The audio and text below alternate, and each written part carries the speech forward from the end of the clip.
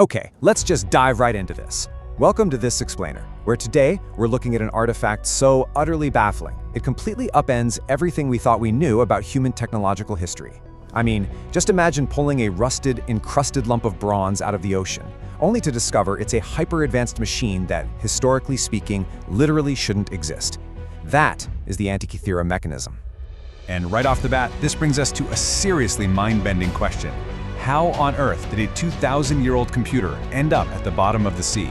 We are talking about a device that was quite literally centuries ahead of its time, just sitting there in the dark, freezing depths of the Mediterranean. To understand the sheer impossibility of this object, we have to go back to how it was actually found. Chapter 1. Discovery in the Deep. We're dealing with a massive, incredibly dramatic timeline here. Picture the 1st century BC. A huge Roman trade ship, heavily laden with what were probably looted Greek treasures, gets caught in a violent, catastrophic storm and sinks right off the rocky coast of the Greek island of Antikythera. It just sat there, completely undisturbed in the deep, for 2 millennia. Then jump forward to 1901.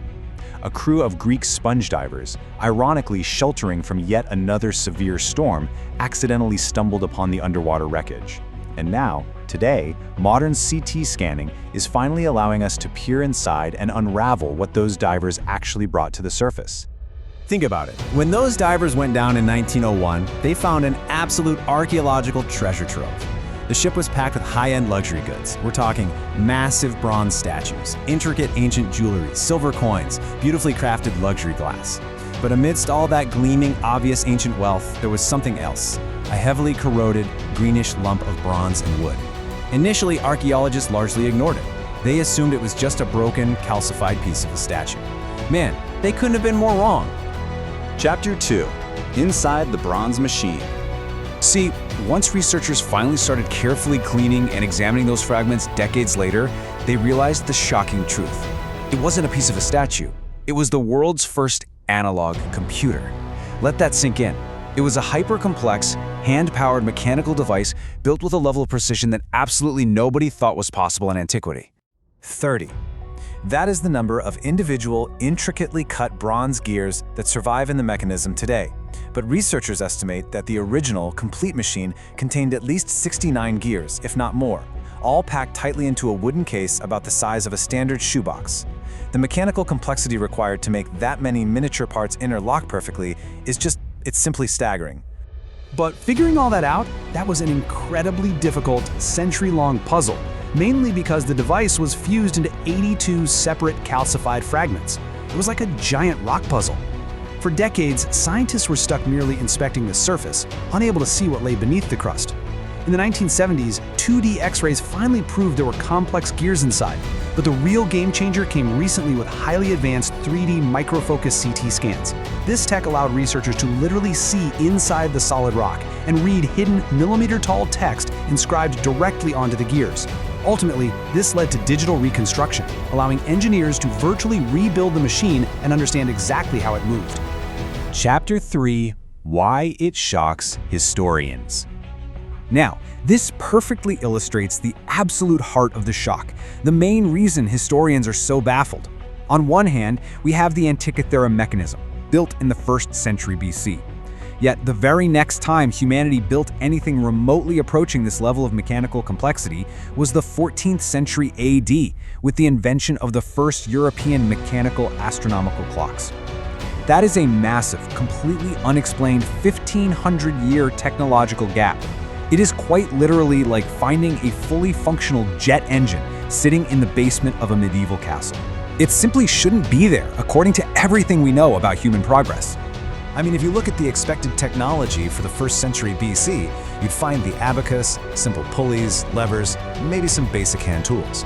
We always knew the ancient Greeks were brilliant mathematicians and philosophers, for sure, but we thought their mechanical capabilities were pretty basic.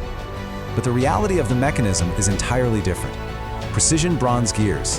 The Antikythera Mechanism features triangular teeth cut with absolute mathematical precision, specifically designed to interlock perfectly and drive incredibly complex calculations.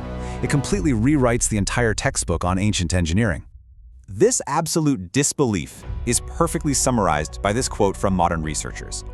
The design is beautiful, the astronomy is exactly right, it makes you drop your jaw. When modern clockmakers and mechanical engineers analyze the bronze casting and the highly specific gear ratios used, they are completely awestruck.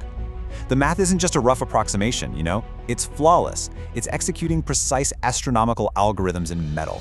And one of the most astonishing discoveries inside the machine involves something called differential gearing.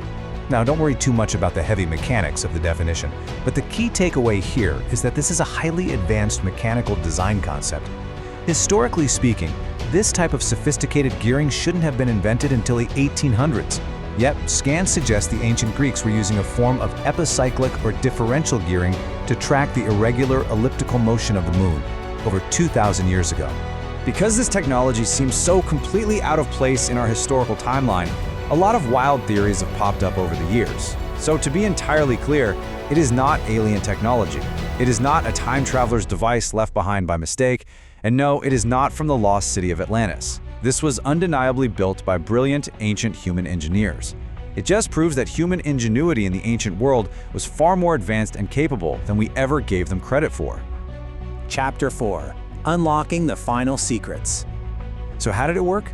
Well, when you turned a crank on the side of the device, you were essentially driving a staggeringly precise astronomical calculator.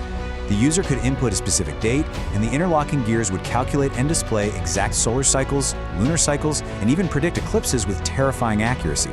It tracked the complex movements of the 5 planets known in antiquity: Mercury, Venus, Mars, Jupiter, and Saturn, and synced the whole shebang to a complex calendar system. It was literally a mechanical map of the cosmos powered entirely by a hand crank and bronze gears. But amidst all these vast cosmic calculations, there was a surprisingly grounded cultural detail that I just love. It even predicted the dates of the ancient Olympic Games, alongside other Pan-Hellenic festivals. A tiny dial on the back of the machine meticulously tracked the 4-year cycle, proving that this wasn't just a cold, isolated scientific instrument. It was deeply tied to Greek culture, religion, and their daily life. So who could have possibly engineered this masterpiece? There are 2 major historical origin theories we're looking at. The first suggests it was built in a workshop on the island of Rhodes, possibly by or connected to Hipparchus, who was a key figure there, because Rhodes was a well-known center for ancient astronomy. The second leading theory points to Syracuse, and specifically the legendary mind of Archimedes, given his unparalleled engineering background. Now, actually, Archimedes died before this specific physical device was built, but it's highly likely it was based on his original theoretical designs and mechanical traditions. The Antikythera Mechanism completely shattered our arrogance about the past. It really forces us to realize that history is not just a straight line of constant progress. Sometimes incredible leaps in technology are made, only to be entirely lost to time, war, or the sea. Which leaves us with this final thrilling question to ponder. If a single storm hadn't sunk this one specific Roman ship, we might never have known the Greeks possessed this technology at all. So, what other advanced ancient technologies remain lost to the depths of the ocean, just waiting in the dark to be discovered?